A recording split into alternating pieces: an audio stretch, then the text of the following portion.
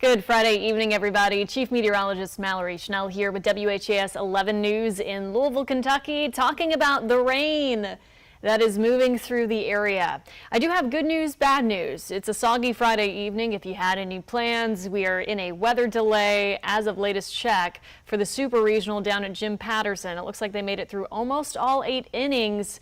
Didn't make it to the 9th inning just yet, and there was lightning in the area. So we're keeping an eye on the radar for them, keeping an eye on the radar for you. The good news is our severe weather threat is rapidly decreasing. So we're going to talk through the radar here and look ahead to your weekend as well, because we're not done with the rain just yet. We're going to have some off and on chances now through Monday, before we have some dry days with lower humidity. But let's get right to it, and let's take you outside to our live look of our First Savings Bank camera, U of L Health Network cam. That's over in Jeffersonville, looking at a soggy downtown Louisville on this Friday evening. One of those days.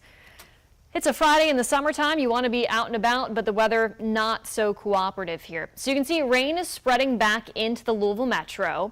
You can see those lightning bolts that were within the past half hour. They have decreased. So Louisville, they're on a rain delay right now, or I guess you could say a lightning delay. They might try to toughen it out. I've been trying to keep a watch on their Twitter page to see if they're playing again. They might just try to toughen it out in the rain. They will finish the game, even though Louisville is up 8-1 there. But rain spreading back through here, light to moderate rainfall, a few rumbles of thunder in Louisville. But in terms of the stronger storms, that's really off to the north of Louisville and off to the south as well. So you can see a lot more lightning with these storms from Paoli, Salem, off to the east and northeast as well. And with that, we do have a heightened flood threat. So there is a flash flood warning here until 10 p.m. This does include east central Orange County and northwestern Washington County until 10 o'clock, because the rain is kind of training over the same areas here, and they're slow movers. You're seeing some pockets of heavy rainfall in that particular area. So not a severe weather threat, but as we always say, turn around, don't drown when you get caught in those situations where the road may be flooded. So once again, this is right around Salem, Indiana. Flash flood warning until 10 o'clock this evening. Let's do a little radar tour. So I have the lightning strikes up here, and you can see once again off to the north and down to the southwest. So I guess that's why I was seeing that they were trying to take the tarp off at Jim Patterson, since some of that lightning has gone away. We do have quite a bit of lightning down here near Caneyville. So this has been moving throughout Grayson County. That was the strongest storm that we had off to the east. The good news is the frequency of lightning strikes has really decreased, which means your strength of your storms are decreasing as they push eastward. Still, of course, a loud storm moving through Litchfield, likely some gusty winds, some heavy rainfall, frequent lightning as well, but no active severe thunderstorm warnings at this time. Now here's a look at the storm fuel. I do think that round that we had move in around lunchtime into early afternoon really helped us out. That tends to be the case. If you have rain earlier in the day and your atmosphere just can't really recover as much, you don't get as much sunshine, you don't get as much instability. This was a very instability-driven severe weather risk for today, and we took away some of that instability, or another way to look at that is storm fuel. You're still seeing some oranges on this map, moderate storm fuel, but when we have a big severe weather threat, it's usually very light yellow or white, say like down to the south, where you just have a lot more heat and humidity, untapped energy to really tap into. So you might still be seeing this scrolling across your screen, because yes, they haven't canceled the tornado watch just yet. But obviously those storms are rolling through Grayson County right now. That was our only county that was included in this tornado watch until 8 p.m. And they're just not going to extend it, because our main severe weather threat today was gusty winds and heavy rainfall. The tornado threat was low wind anyway. I think they could have gone with a severe thunderstorm watch, but as you know, always better to be safe rather than sorry. So here's that 24-hour estimated rainfall. So we had we had some strong storms that rolled through Hardinsburg over to Bartstown earlier today. And you can also see this pocket that's up near Salem, which is where they do have that flash flood warning in place. And that makes sense with how much rain they might have gotten over the area. You can see it, this little polygon here, it encircles where that heaviest rain was today. So that's where we have that flash flood warning. I would not be surprised to see additional flash flood warnings in this general area where these storms are slow movers, and maybe even down to the south where we're going to see another wave of rain on top of areas that got quite a bit earlier today. So expect heavy rainfall to be a threat, some gusty winds, but not quite the severe weather potential thanks to that earlier round of storms. So really just kind of a messy Friday evening more than a harmful one, I should say, with those severe thunderstorm warnings or tornado warnings, because we don't have any active warnings right now. We did have some earlier this afternoon. You can see these storm reports here, as I mentioned, from Hardinsburg over to Bardstown, some trees down around Hardinsburg. There were also reports of power outages, strong wind gusts in Nelson County earlier today, Lebanon Junction, trees down Main Street and Preston Highway. This is all from that first round of storms that we had move through here. In fact, I can take the radar loop and kind of show you all the progression of all of this today. So Louisville, we've kind of lucked out where we had some light to moderate rainfall around lunchtime. Here, I'm going to roll this back. I'm not sure it'll like me doing it on just the radar. So let's do SATRAD here. Rolling this back over the last maybe 12 hours.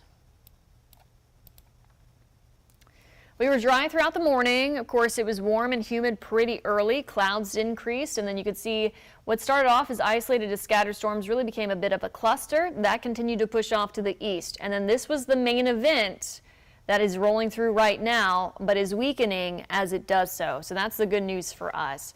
But yeah, some of those storms earlier packed a punch. Also looked like we had some storm reports down here, south of Campbellsville, Greensburg, Columbia.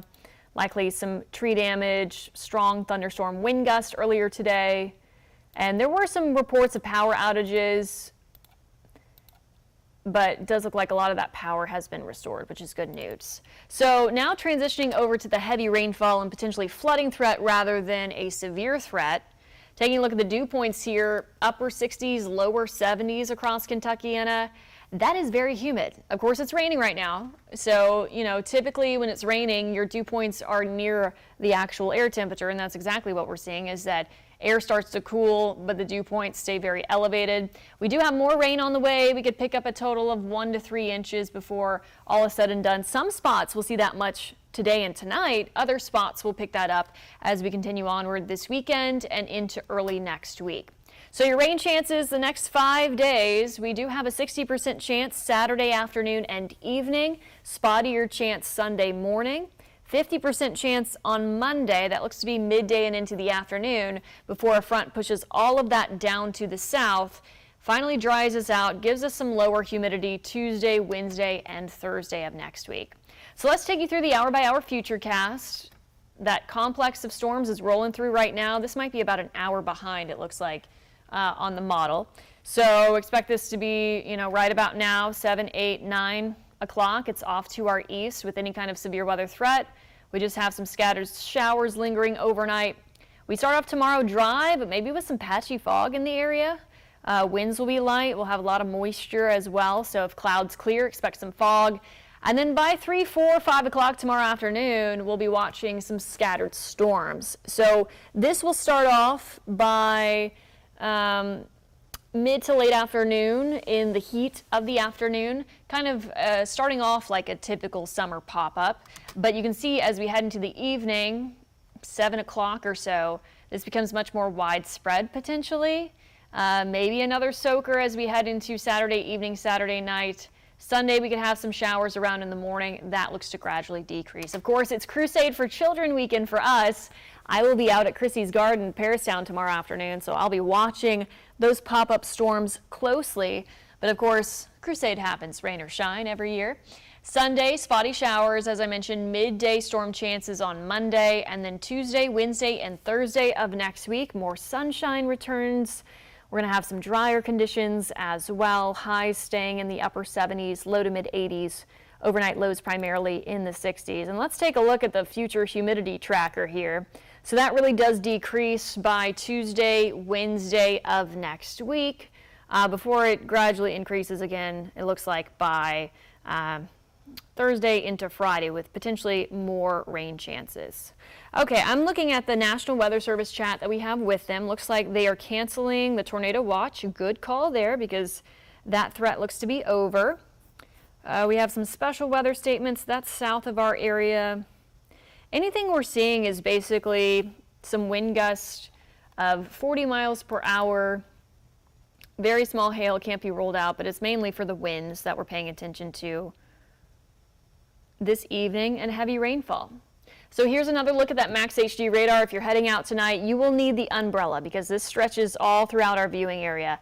Much more lightning down to the south where we still have more of that warmth and humidity.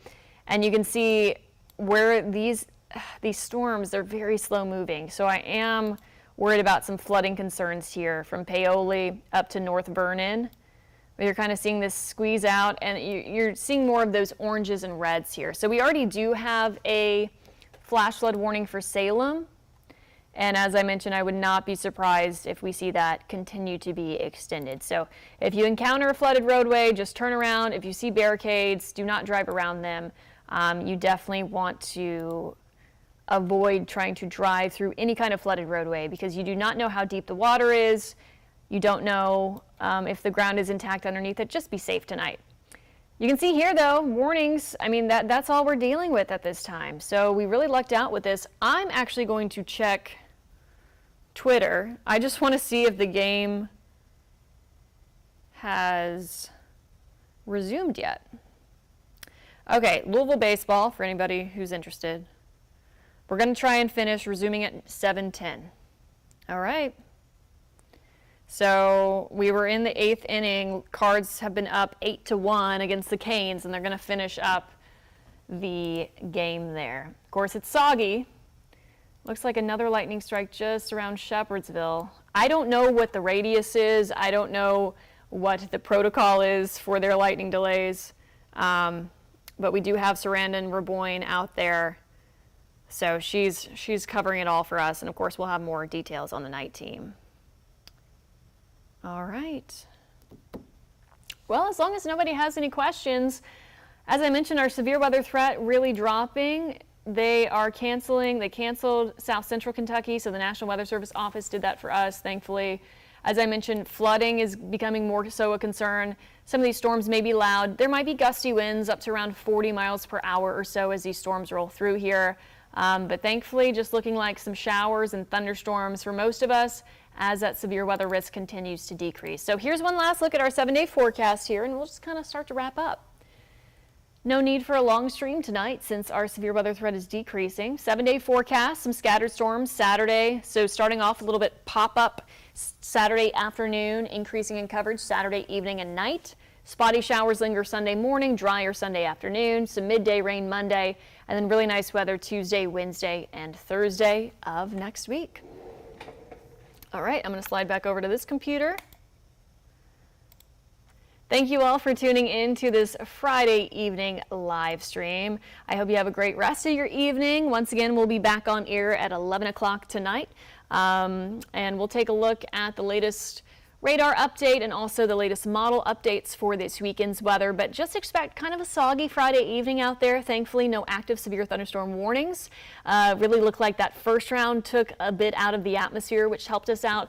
And now I'm just concerned about some heavy rainfall and potentially some flash flooding. So please be aware of that. Still have ways to receive warnings. That's good to have year round, of course, but especially when we're having some active weather. So once again, thanks for tuning in. Chief Meteorologist Malloy Schnell here with WHAS 11 in Louisville, Kentucky. And I will catch you at 11. Have a good Friday evening and a great weekend.